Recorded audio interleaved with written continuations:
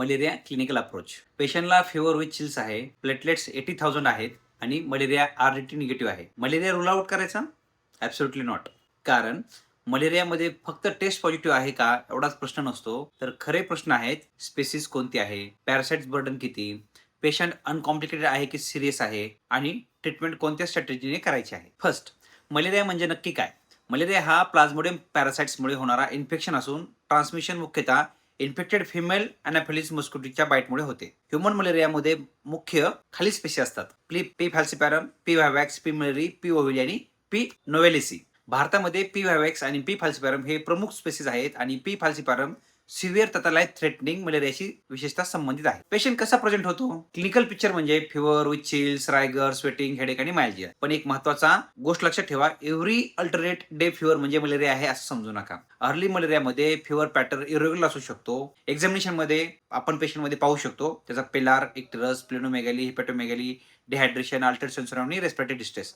आणि प्रत्येक पेशंटमध्ये व्हायटल्स आणि ऑर्गन डिस्फंक्शन ऍक्टिव्हिटी शोधा. आता डायग्नोसिस, स्मेअर की आरडीटी. WHO स्पष्ट सांगते सस्पेक्टेड मलेरिया शक्यतो पॅरासायटोलॉजिकल कन्फर्मेशन शिवाय ट्रीट करू नये. आपल्याकडे मुख्यतः दोन डायग्नोस्टिक टूल आहेत. First is a peripheral blood smear. याच्यामध्ये थिक स्मेअर आणि थिन स्मेअर. थिक स्मेअर मध्ये पॅरासाइट डिटेक्ट करण्यासाठी तो अधिक सेन्सिटिव्ह आहे, तर थिन स्मेअर हा स्पेसिस आयडेंटिफिकेशन आणि पॅरासाइटिमिया असेस करण्यासाठी युजफुल ठरतो. आणि मायक्रोस्कोपीचा मोठा फायदा म्हणजे स्पेसिस कळते, पॅरासाइट डेन्सिटी कळते आणि ट्रीटमेंट रिस्पॉन्स मॉनिटर करता येतो. आणि number 2 that is the rapid diagnostic test, that is called RDT. Microscopy readily available नसेल तर आरडीटी उपयोगी ठरते. हे पॅरासाइट अँटीजन डिटेक्ट करते आणि रॅपिडली रिझल्ट देते. पण येथे क्लिनिकल गोष्ट लक्षात ठेवा, एक निगेटिव्ह स्मेअर म्हणजे मलेरिया 100% रोल आउट नाही. जर क्लिनिकल सस्पिशन स्ट्रॉंग असेल, विशेषतः सिव्हिअर मलेरिया सारखं प्रेझेंटेशन असेल, repeat peripheral smear in 6 to 12 hours intervals मध्ये विचारात घ्या आणि अप्रोप्रिएट आरडीटी करा. WHO नुसार रिपीटेड स्मेअर आणि आरडीटी दोन्ही निगेटिव्ह असल्यास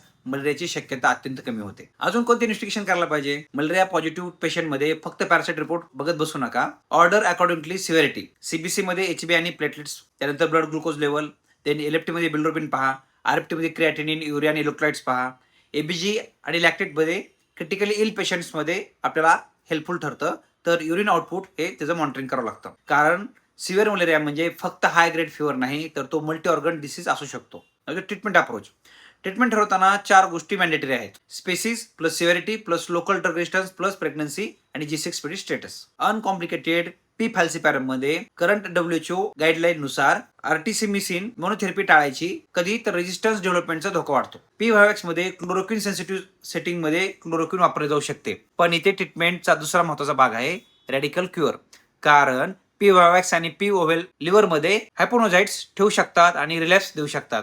यासाठी प्रायमॅक्रोनिन बेस्ड रॅडिकल क्युअर विचारात घेतली जाते. पण G6PD डिफिशियन्सी, प्रेग्नन्सी आणि इतर कॉन्ट्राइंडिकेशन तपासणे अत्यंत महत्वाचे आहे. एक्झॅक्ट रेजिमेंट नेहमी करंट नॅशनल किंवा स्टेट मलेरियल पॉलिसी किंवा लोकल रेजिस्टन्स पॅटर्ननुसार निवडा. सिव्हिअर मलेरिया सस्पेक्ट करा. पेशंट मध्ये जर अल्ट्रासेन्सोरियम असेल, patient coma, repeated seizure, severe anaemia, hypoglycaemia, jaundice with organ dysfunction किंवा AKI, oliguria, shock, metabolic acidosis, pulmonary oedema आणि ARDS हे किंवा सिग्निफिकंट ब्लिडिंग असेल पेशंटला, यापैकी काही फाइंडिंग असतील तर हा रुटीन ओपीडी मलेरिया नाही.